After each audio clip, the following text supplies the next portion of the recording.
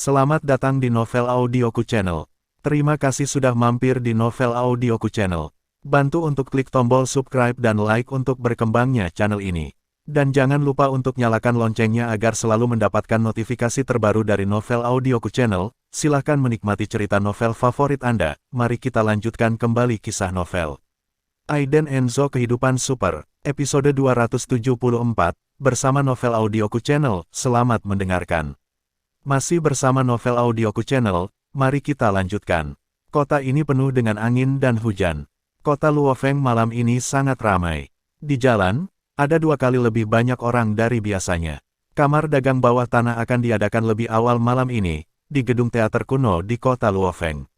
Ini adalah bangunan opera kuno yang diturunkan dari dinasti Qing, dengan balok berukir dan bangunan yang dicat, ubin merah dan ubin biru, dan lentera merah menggantung tinggi di mana-mana, membuatnya sangat hidup. Saat ini, gedung teater kuno berada di bawah darurat militer baik di dalam maupun di luar. Aliran mobil mewah dari segala jenis terus-menerus masuk dari gerbang gedung teater kuno dan diparkir di karpet merah di depan pintu masuk utama gedung teater kuno.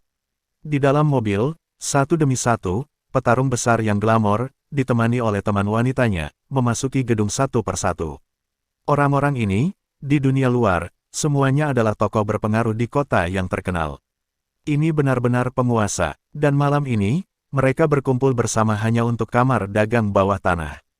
Kamar dagang bawah tanah tahun ini berbeda dari yang sebelumnya, dan auditorium yang dibuka secara khusus. Oleh karena itu, terlihat di pintu masuk gedung teater kuno tersebut, antrian panjang sudah menunggu untuk masuk. Mereka semua adalah turis yang datang untuk bepergian, dan di antara mereka ada beberapa anak dari keluarga kecil yang kuat yang membawa teman wanita mereka dan ikut bersenang-senang. Hei, aku mendengar bahwa di kamar dagang bawah tanah tahun ini, kakak laki-laki dari berbagai daerah telah datang, bahkan keluarga Hersa dari ibu kota. Tidak, ini pertama kalinya aku melihat kamar dagang bawah tanah semacam ini. Tidak akan terjadi apa-apa, kan? Jangan terlalu banyak bicara, gunakan matamu untuk melihat tahun berapa sekarang, dan jangan berteriak dan berteriak. Ini adalah kamar dagang yang serius. Banyak orang berkumpul di luar gedung teater kuno, mengobrol tanpa henti. Di antara mereka, ada yang menyebutkan peristiwa besar yang terjadi lusa kemarin. Saya mendengar bahwa kamar dagang ini, Tuan Gareth Dion di distrik Dajiangnan, dibunuh. Anda hanya memiliki akses internet di rumah, dan masalah ini telah menyebabkan banyak masalah. Tuan Sanjiang Enzo yang melakukannya. Luar biasa, bahkan orang-orang dan sarang lama mereka, semuanya diambil. Siapa Tuan Sanjiang Enzo? Saya belum pernah mendengarnya. Saya hanya mendengar tentang Sanjiang Tergio. Bodoh. Tergio Ziso untuk itu membuka payungnya Tuan Enzo. Begitu kata-kata ini keluar, semua orang tersentak. Ini sangat mengagumkan. Bahkan Tergio Ziso memegang payung untuk Tuan Enzo. Hehe, tidak peduli betapa hebatnya kalian belum mendengar berita terbaru. Saya mendengar bahwa Tuan Enzo dan Tergio Ziso bersekongkol dan sesuatu terjadi.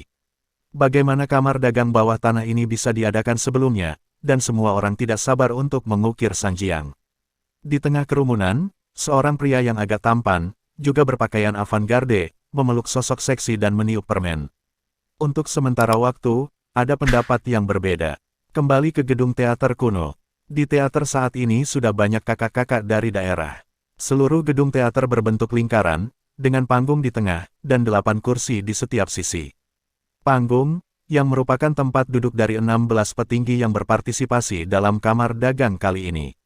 Dan di belakang panggung, di posisi tertinggi, ada kursi terdepan yang terbuat dari emas murni dengan ukiran naga dan burung phoenix.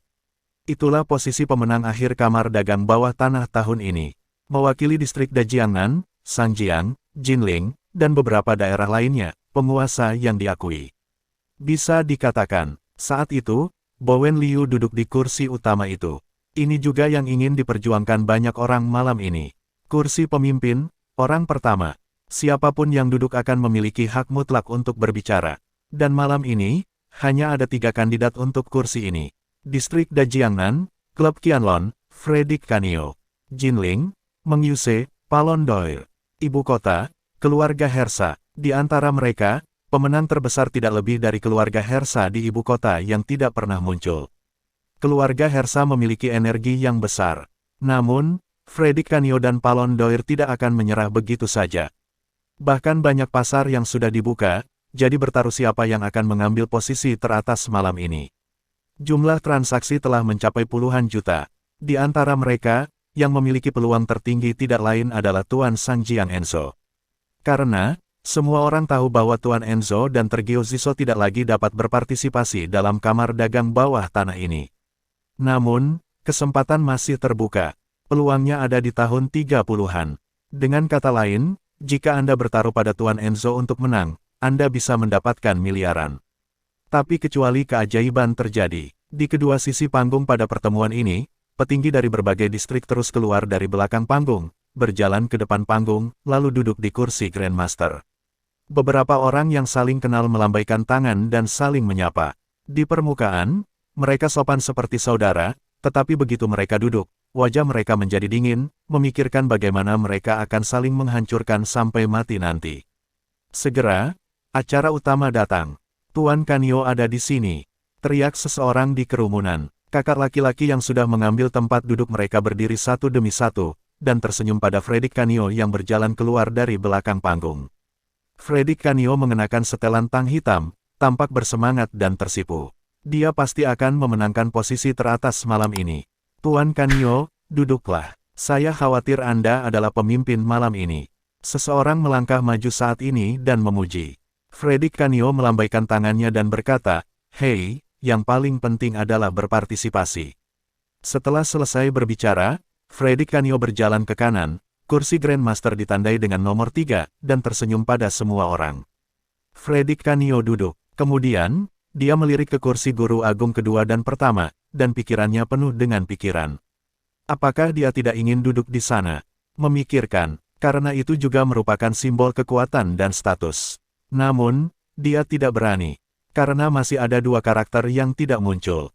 Hei, apakah Tuan Vino ada di sini? Di sebelah kanan, beberapa orang dari area kecil bertanya dengan suara rendah. Beberapa orang menantikannya satu persatu, berkata, "Ayo." Semua orang berdiri satu demi satu, lebih aktif daripada ketika mereka menerima Freddy Kanio untuk tampil di atas panggung sekarang. Tuan Vin, halo. Semua orang bertepuk tangan untuk menemui pria parubaya yang datang berjalan seperti harimau.